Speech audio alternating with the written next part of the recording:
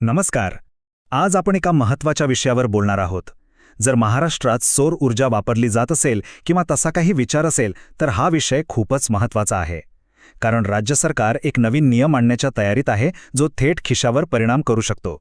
चला तर मग हा नेमका काय प्रस्ताव आहे ते समजून घेऊया.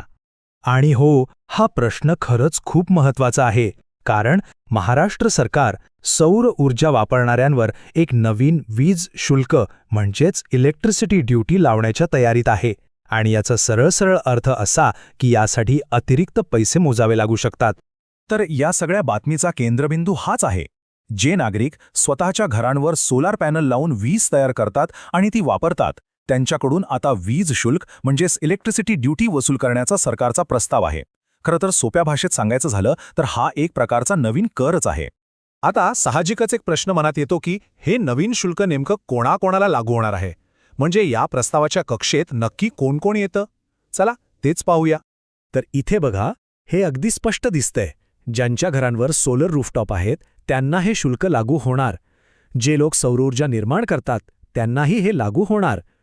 पण यातली सगळ्यात आश्चर्याची आणि महत्त्वाची गोष्ट म्हणजे जे लोक ऑफ ग्रीड आहेत, म्हणजे ज्यांचा महावितरणच्या ग्रीडशी काही संबंधच नाहीये आणि जे स्वतःची वीज स्वतःच तयार करून वापरतात, त्यांनाही या कक्षेत आणलं जाणार आहे. विचार करा, म्हणजे पूर्णपणे आत्मनिर्भर असूनही कर भरावा लागू शकतो. बरं, आता हे शुल्क गोळा करण्यासाठी सरकारने एक विशेष समिती नेमली आहे. पण गंमत म्हणजे या समितीच्या रचनेवरूनच एक नवीन वाद सुरू झाला आहे.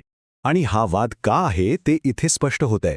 ही जी समिती आहे ती फक्त आणि फक्त सरकारी अधिकाऱ्यांची बनलेली आहे. आणि टीकाकारांचे म्हणणं काय आहे, तर यात ऊर्जा क्षेत्रातला एकही स्वतंत्र तज्ज्ञ नाही. त्यामुळे साहजिकच एक शंका उपस्थित होते की ही समिती निष्पक्षपातीपणे आणि खऱ्या माहितीच्या आधारावर निर्णय घेईल का. चला आता जरा या विषयाकडे थोड्या व्यापक दृष्टिकोनातून पाहूया.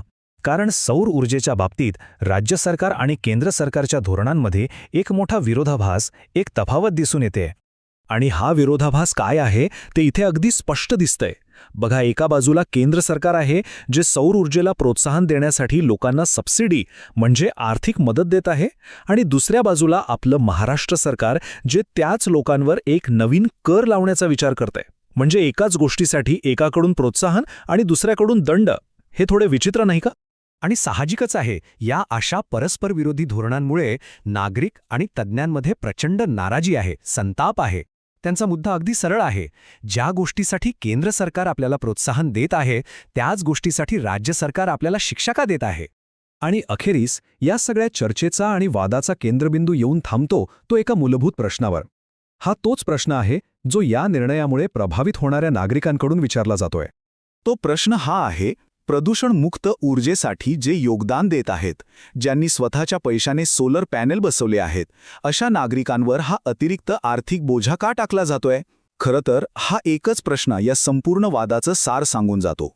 आणि म्हणूनच हा शेवटचा प्रश्न विचार करणं खूप गरजेचं आहे. स्वच्छ ऊर्जेचा वापर करणाऱ्यांना सरकार प्रोत्साहन देऊ पाहते की दंड. कारण ह्या एका धोरणात्मक निर्णयाचे परिणाम खूप दूरगामी असणार आहेत, आणि ते काय असतील हे पाहणं महत्त्वाचं ठरेल. व्हिडिओ माहितीपूर्ण आहे. शेअर नक्की करा. धन्यवाद.